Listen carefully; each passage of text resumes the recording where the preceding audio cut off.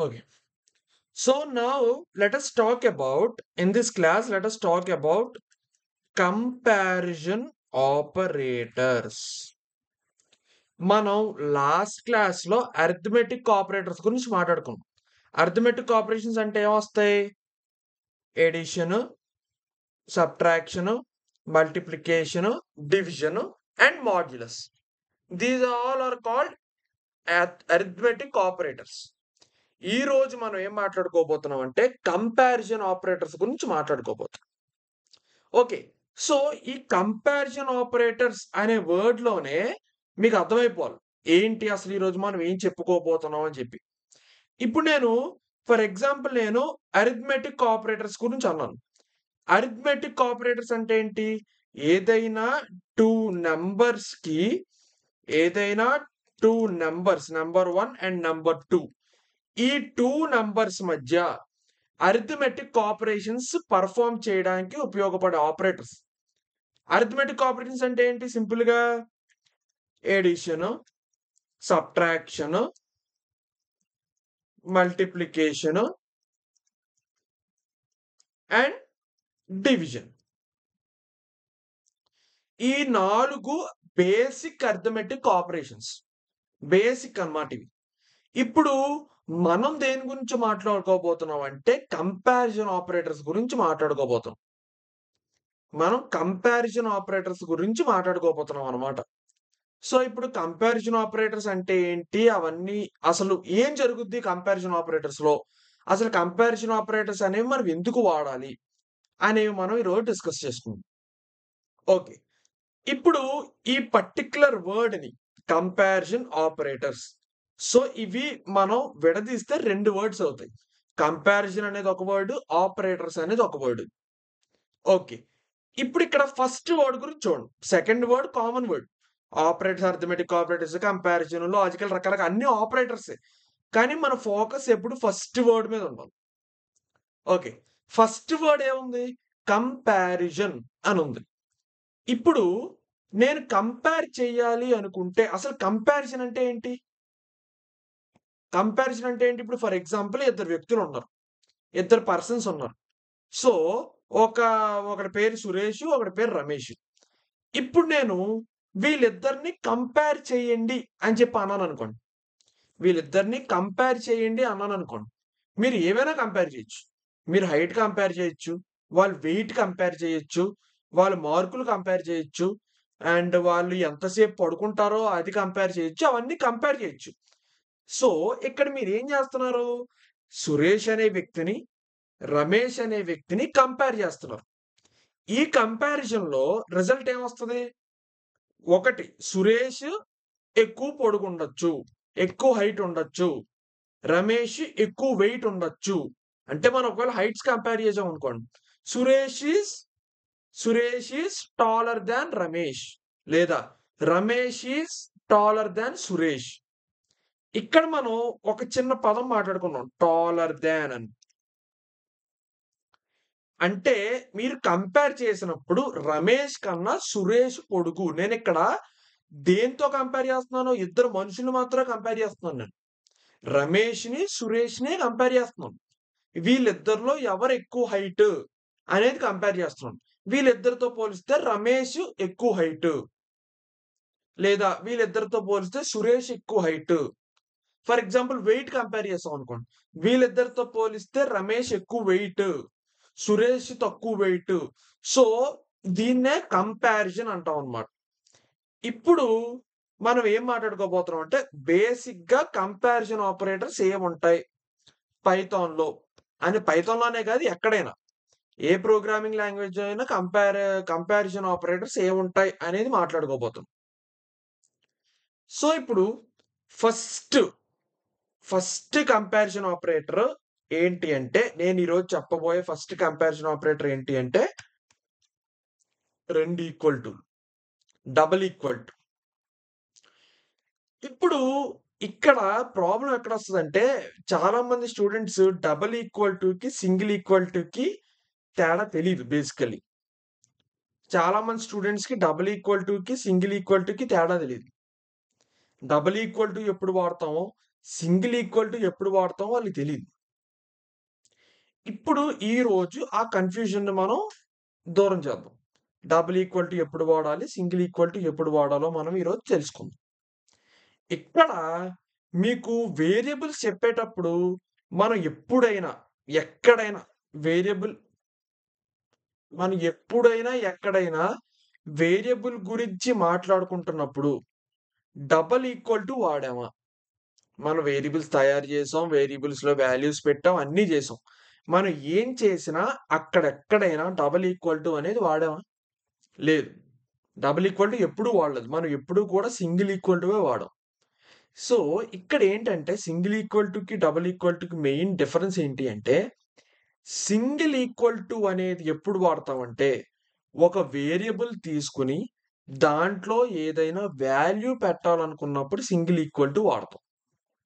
For example let us సే నేనిప్పుడు age అనే variable తీసుకుంటా. ఏజ్ అనే వేరియబుల్ తీసుకొని ఇక్కడ ఈక్వల్ టు 18 అని రాస్తాం. అంటే ఇక్కడ నేనేం చేశాను? ఏజ్ అనే వేరియబుల్ తీసుకొని అందులో 18 అనే వాల్యూ పెట్టాను. వాల్యూ పెట్టాలి కాబట్టే నేను సింగిల్ ఈక్వల్ టు వాడాను. సింగిల్ ఈక్వల్ టు ఎప్పుడు వాడతాం? ఈ లెఫ్ట్ సైడ్ ఉన్న వేరియబుల్‌లో ఈక్వల్ టుకి లెఫ్ట్ సైడ్ ఉన్న వేరియబుల్‌లో రైట్ సైడ్ ఉన్న వాల్యూని పెట్టు అని చెప్తున్నాం.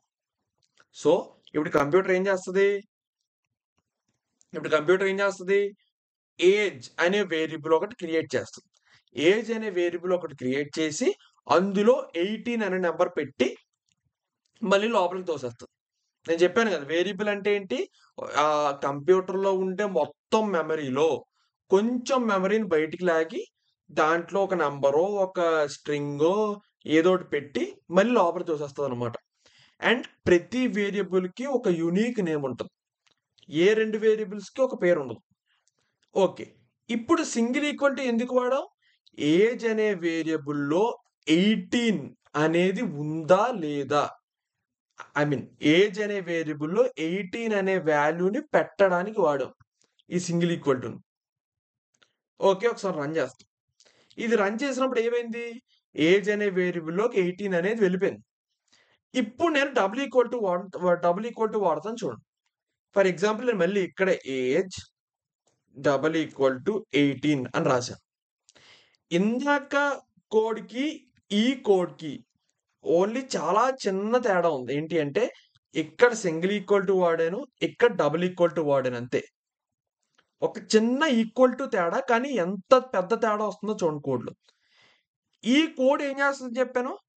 ఏజ్ అనే వేరియబుల్‌లో 18 అనే నంబర్‌ని పెడతది. ఈ కోడ్ చేసే పనది. మరి ఈ కోడ్ ఏం చేస్తది? మరి ఈ కోడ్ ఏం చేస్తదంటే, మన దగ్గర ఏజ్ అనే వేరియబుల్ ఆల్రెడీ ఉంటే, మన దగ్గర ఏజ్ అనే వేరియబుల్ ఆల్రెడీ ఉంటే, ఆ వేరియబుల్‌లో, ఆ బాక్స్‌లో 18 అనే నంబర్ ఉందా? లేదా? అని చెక్ చేస్తది. రెండిటికి తేడా అర్థమైందా? ఇక్కడ ఏజ్ ఈక్వల్ టు 18 అంటే ఏజ్ అనే వేరియబుల్‌లో నేను 18 అనే నంబర్‌ని పెడుతున్నాను.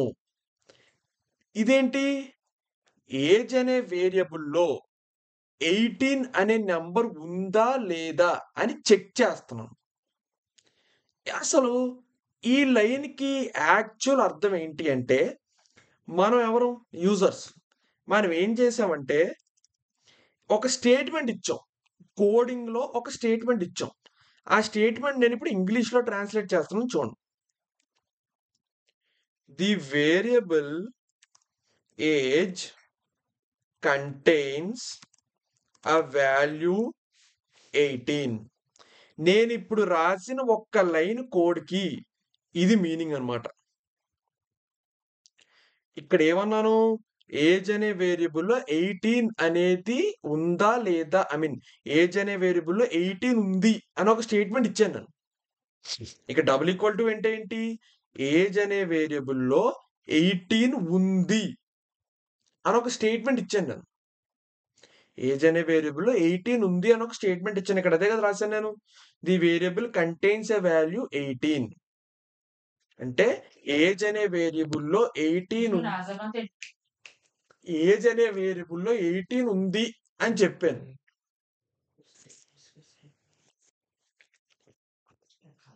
ఏజ్ అనే వేరియబుల్‌లో 18 ఉంది అని నేను చెప్పాను. ఒక స్టేట్మెంట్ ఇచ్చాను. ఆ స్టేట్మెంట్ నిజం అవ్వచ్చు, అబద్ధం అవ్వచ్చు. నిజం అంటే ఏంటి? అబద్ధం అంటే ఏంటి చెప్పండి? నిజం అంటే ట్రూ. అబద్ధం అంటే ఫాల్స్. ఈ ట్రూ, ఫాల్స్‌ని ఏ డేటా టైప్స్ అంటామని చెప్పాను నేను? ఈ ట్రూ, ఫాల్స్ అనేవి డేటా టైప్. ఒక రకమైన డేటా టైప్ అని చెప్పాను. అవేంటి? బూలియన్ అంటామనమాట. అదే ఇప్పుడు ఇక్కడ ట్రూకి ఇలా కొటేషన్స్ ఉన్నాయనుకోండి. అప్పుడు ఇది ఏ డేటా టైప్ అయిపోతుంది? స్ట్రింగ్ డేటా టైప్ అయిపోతుంది. ఓకే. సో, ఇప్పుడు నేను ఇలా ఒక లైన్ ఆఫ్ కోడ్ రాశాను. ఇదేంటి అంటే, ఏజ్ అనే వేరియబుల్‌లో 18 ఉంది అని ఒక స్టేట్మెంట్ ఇచ్చాను. అందుకు వాడతాం అనమాట ఈ డబుల్ ఈక్వల్ టు. ఈ డబుల్ ఈక్వల్ టు అంటే ఏంటంటే, ఏజ్ అనే వేరియబుల్‌లో 18 ఉంది అని చెప్పడం. అంటే చెక్ చేయాలనుకోవడం. చెక్ చేస్తాం అనమాట ఇప్పుడు మనం. ఇదేంటి? ఏజ్ అనే వేరియబుల్‌లో 18ని మనం స్వయంగా పెట్టడం. దీనికి చాలా తేడా ఉంది కదా! ఇదేంటి? ఏజ్ అనే వేరియబుల్‌లో 18 పెట్టడం. మనం స్వయంగా మన చేతులతోనే మనం 18 అనే వాల్యూని ఏజ్ అనే వేరియబుల్‌లో పెట్టేసాం. మరి ఇదేంటి? ఏజ్ అనే వేరియబుల్‌లో 18 అనే వాల్యూ ఉందా లేదా అనేది చెక్ చేయడం. ఓకే. ఇప్పుడు, ఇప్పుడు నేనేం చేస్తానంటే, ఈ కోడ్‌ని రన్ చేస్తాం. నేనొక స్టేట్మెంట్ చెప్పేసాను. పైథాన్‌కి ఒక స్టేట్మెంట్ చెప్పానన్నమాట నేను. ఏజ్ అనే వేరియబుల్‌లో 18 ఉంది అని చెప్పాను. ఇప్పుడు పైథాన్ ఏం చేస్తదంటే, దాని మెమరీలోకెళ్ళి ఏజ్ అనే వేరియబుల్ బయటికి లాగి, అందులో ఏముందో చూస్తది. అందులో ఏముందో చూస్తదన్నమాట. ఏజ్ అనే వేరియబుల్ బయటికి లాగి, అందులో ఏముంది అనేది చూస్తది. ఒకవేళ అది బయటికి లాగి ఏముందో చూసినప్పుడు 18 ఉందనుకోండి. అప్పుడు ట్రూ ప్రింట్ అవుద్ది. ట్రూ అంటే ఏంటి? అవును. మన స్టేట్మెంట్ నిజం అని అర్థం. లేదు 18 కాకుండా వేరే ఏదైనా నంబర్ ఉందనుకోండి. అప్పుడేం ప్రింట్ అవుద్ది? ఫాల్స్ అని ప్రింట్ అవుద్ది. సో, నేను ఎప్పుడైతే ఈ కోడ్ రన్ చేస్తానో, వెంటనే పైథాన్ వెళ్ళి ఏజ్ అనే వేరియబుల్ ఎక్కడుందో వెతికి, ఆ వేరియబుల్‌ని బయటికి లాగి, దాంట్లో ఏ నంబర్ ఉందో చూస్తదనమాట. ఏ నంబర్ ఉందో చూస్తది. నేనిక్కడ రైట్ సైడ్ ఏ నంబర్ రాసాను? 18 రాసాను. అందులో 19 ఉందనుకోండి. అప్పుడు మన కోడ్ అవుట్‌పుట్ ఏమొస్తదంటే ఫాల్స్ ఒస్తది. ఎందుకు? మనం 18 ఉందని చెప్పాం. అందులో 19 ఉంది. అంటే మన స్టేట్మెంట్ ఏమైనట్టు? తప్పయినట్టు. మనం చెప్పిన స్టేట్మెంట్ ఏమైనట్టు? తప్పయిపోయినట్టనమాట. ఒకవేళ నిజంగానే 18 ఉందనుకోండి. అప్పుడు ట్రూ వస్తదనమాట. ఒకసారి నేను రన్ చేస్తాను చూడండి. ఏమొచ్చింది అవుట్‌పుట్? ట్రూ. ఎందుకు ట్రూ వచ్చింది? మనం ఇందాకే ఈ సెల్ ముందే మనం ఏజ్ అనే వేరియబుల్ 18 ఇప్పుడే పెట్టుకున్నాం. ఇప్పుడే పెట్టుకొని వెంటనే చెక్ చేసామనమాట. మనమే స్టేట్మెంట్ ఇచ్చేసాం. ఓకే. సో, అర్థమైంది కదా అందరికి సింగిల్ ఈక్వల్ టుకి, డబుల్ ఈక్వల్ టుకి తేడా? Okay. Now next operator. Okay. Next ఏంటంటే greater than equal to. Okay. First greater than చెప్తాను. తర్వాత గ్రేటర్ థాన్ ఈక్వల్ టు చెప్తాను.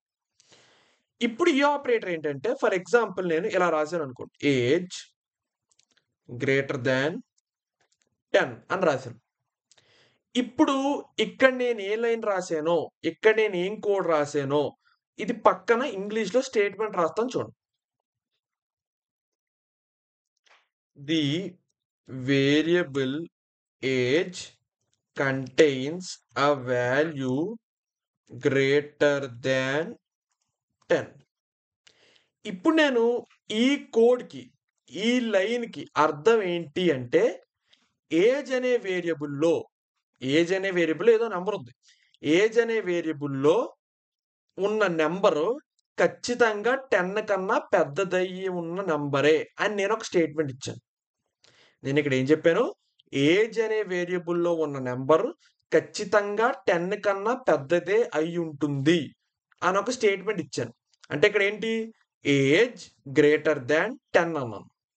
అంటే ఏజ్ అనే వేరియబుల్‌లో ఉన్న నంబర్ ఖచ్చితంగా 10 కన్నా ఎక్కువ అనొక స్టేట్మెంట్ ఇచ్చాను. అది ఒకవేళ నేను ఇచ్చిన స్టేట్మెంట్ కరెక్ట్ అనుకోండి, ట్రూ ప్రింట్ అవుద్ది. లేదు తప్పు అనుకోండి, ఫాల్స్ ప్రింట్ అవుద్ది. నేను చెప్పాను. ఇప్పుడు ఏం చేస్తదంటే పైథాన్ మళ్ళీ ఏజ్ అనే వేరియబుల్ బయటికి లాగి చూస్తదనమాట లోపల ఏ నంబర్ ఉందో. ఫర్ ఎగ్జాంపుల్ లోపల 18 ఉంది కదా! ఇందాక మనం పెట్టాం ఇప్పుడే. 18 ఉంది. ఇక్కడ మనం దేనితో కంపేర్ చేస్తున్నాం? 10తో కంపేర్ చేస్తున్నాం. ఈడేమన్నాడు? ఏజ్‌లో ఉన్న వేరియబుల్ 10 కన్నా ఎక్కువ ఉంటుంది అని అన్నాడు.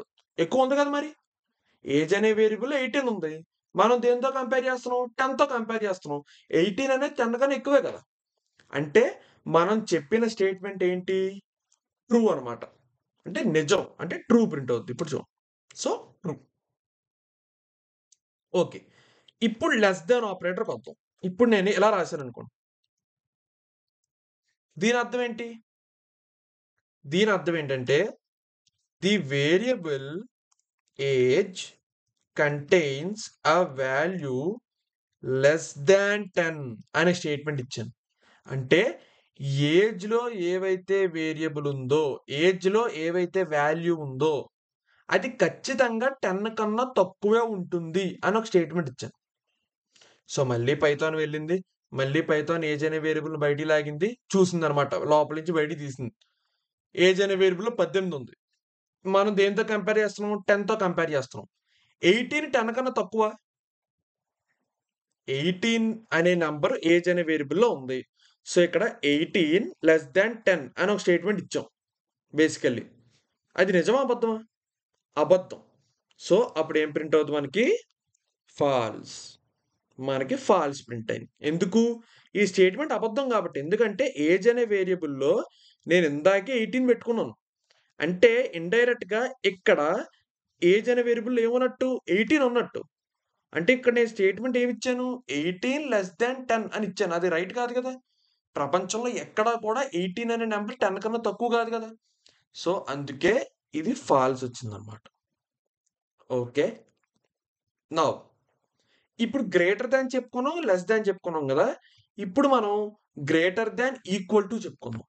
ఫర్ ఎగ్జాంపుల్ ఎలా రాశాననుకోండి. Age greater than equal to 20 అని రాశాను. దీని అర్థం ఏంటంటే చూడండి ఇంగ్లీష్‌లో రాస్తానిక్కడ.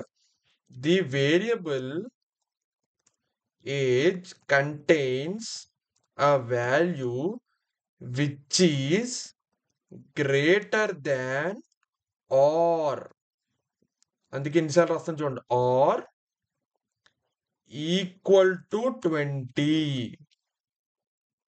ఇప్పుడు దీని అర్థం ఏంటంటే ఏజ్ అనే వేరియబుల్‌లో ఉన్న నంబర్ అయితే 20 కన్నా ఎక్కువైనా ఉంటుంది. లేదంటే 20కి ఈక్వల్‌గా ఉంటుంది అనేదన్నమాట ఈ స్టేట్మెంట్. సో, ఈ స్టేట్మెంట్ ఏం చెప్తుంది? ఏజ్‌లో ఉన్న నంబర్, ఏజ్ అనే వేరియబుల్‌లో ఉన్న నంబర్ అయితే ఖచ్చితంగా 20 కన్నా ఎక్కువ ఉంటది. లేదా అని ఇంగ్లీష్‌లో ఏమంటారు? ఆర్. నేనిక్కడ అదే అన్నాను. లేదా అంటే ఏదైనా ట్రూ అవ్వచ్చనమాట. అంటే ఫర్ ఎగ్జాంపుల్ ఏజ్ అనే వేరియబుల్‌లో 20 కన్నా ఎక్కువ నంబర్ ఉందనుకోండి. ఓకే. అదైనా ఓకే. లేదు 20 కన్నా ఎక్కువ నంబర్ లేకపోతే కనీసం 20 అయినా అయ్యుండాలి. ఇదే అనమాట. Greater than, equal to. అంటే ఏజ్ అనే వేరియబుల్‌లో ఉన్న నంబర్ అయితే 20 కన్నా ఎక్కువుండాలి. లేదా 20 ఉండాలి. ఇక్కడ మరి అందుకే కదా ఈక్వల్ టు రాసాం. సో, ఇప్పుడు మళ్ళీ ఏం చేస్తది? మన పైథాన్ మళ్ళీ ఆ ఏజ్ అనే వేరియబుల్ బయటికి లాగుతది. బయటికి లాగి చూస్తదనమాట. ఓకే. 18 ఉంది. ఏజ్ అనే వేరియబుల్‌లో 18 ఉంది. బయటికి తీసింది. 18 20 కన్నా ఎక్కువ అని చెప్పి ఆలోచించింది. 18 అనేది 20 కన్నా ఎక్కువ? కాదు. ఎప్పటికి అవ్వదు కదా! 18 అనే నంబర్ 20 కన్నా ఎప్పటికి ఎక్కువ అవ్వదు. ఓకే. ఫస్ట్ కండిషన్ దొబ్బింది. నెక్స్ట్ కండిషన్ ఏంటి? 18 20కి ఈక్వలా అని చూస్తది. అది రాంగే గదా! 18 20 కన్నా ఎక్కువ గాదు. 18 20కి ఈక్వల్ గాదు. సో, 2 కండిషన్‌లు పోయాయి కాబట్టి ఇప్పుడేం ప్రింట్ అవుద్ది? ఫాల్స్. ఇందులో అది కనీసం 20 కన్నా ఎక్కువున్నా బావుండును. 20 కన్నా ఎక్కువున్నా బావుండును. లేదంటే 20 అని ఉన్నా బావుండు. 2 గావు. సో, 2 మనకు కొట్టేసాయి కాబట్టి ఇక్కడ ఫాల్స్ వచ్చింది. సో, మన స్టేట్మెంట్ శుద్ధ తప్పు అని అర్థం. ఇప్పుడు నేను less than equal to try చేస్తాను. అంటే age less than equal to 20. ఇప్పుడు ఈ పర్టిక్యులర్ కోడ్ యొక్క మీనింగ్ ఏంటి ఇంగ్లీష్లో రాస్తాను చూడు. The variable age contains a value which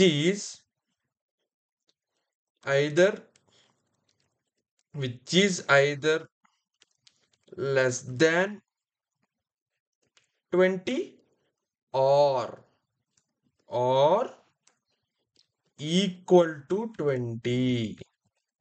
అంటే దీని అర్థం ఏంటో చెప్పండి.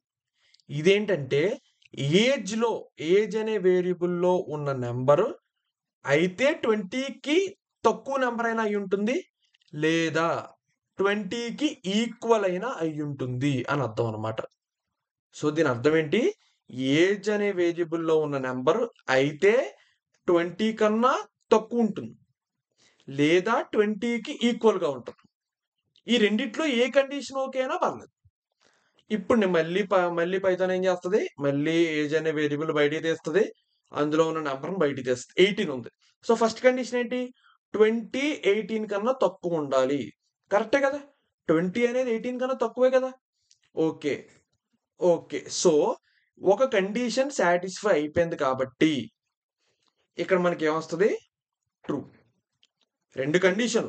ఒకటి ఏజ్ అనే వేరియబుల్లో ఉన్న నెంబర్ 20 కన్నా తక్కువైనా ఉండాలి, లేదా ఈక్వల్గా అయినా అయి ఉండాలి. సో ఇది less than equal to operator అనమాట.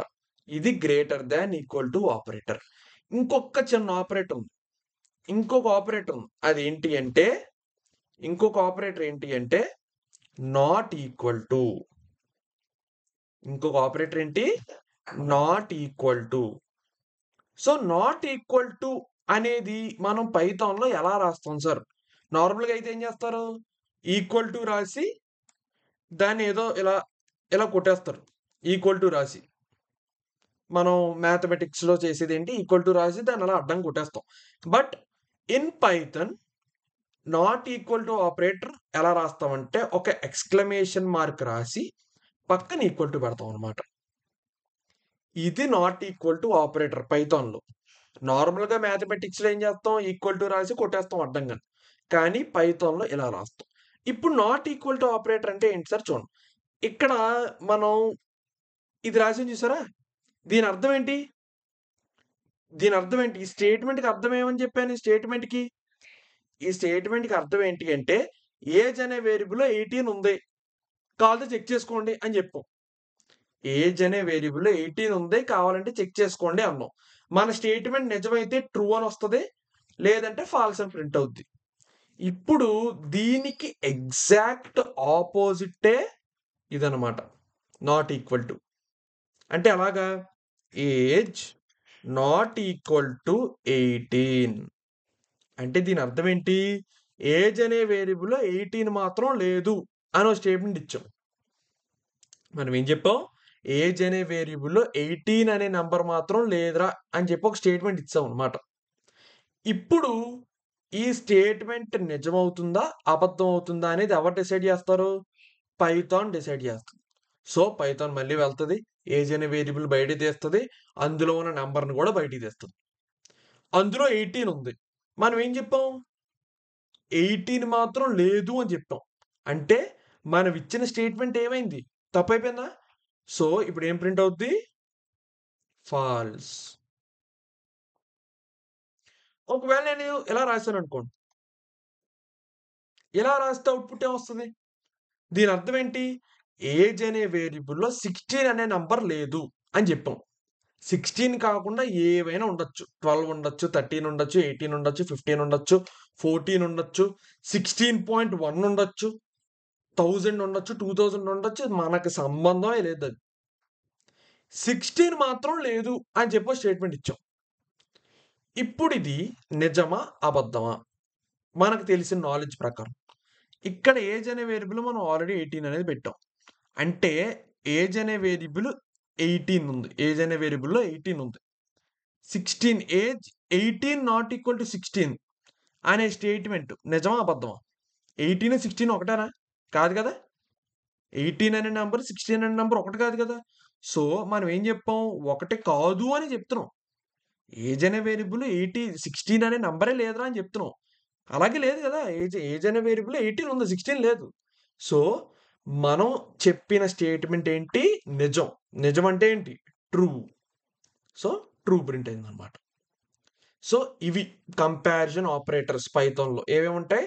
Double equal to, greater than equal to, less than equal to, greater than, less than and not equal to. So, ఇవన్నీ పైథాన్‌లో ఉన్న కంపారిజన్ ఆపరేటర్స్. మీరివి చాలా చాలా చాలా యూజ్ చేస్తారు. ముందొచ్చే ప్రోగ్రామ్స్‌లో, ముందొచ్చే ప్రాజెక్ట్స్‌లో. సో, మీ అందరికీ అర్థమైందనుకుంటున్నాను. మీకేమైనా డౌట్స్ ఉంటే కామెంట్ సెక్షన్‌లో పెట్టండి. ఓకేనా? ఓకే.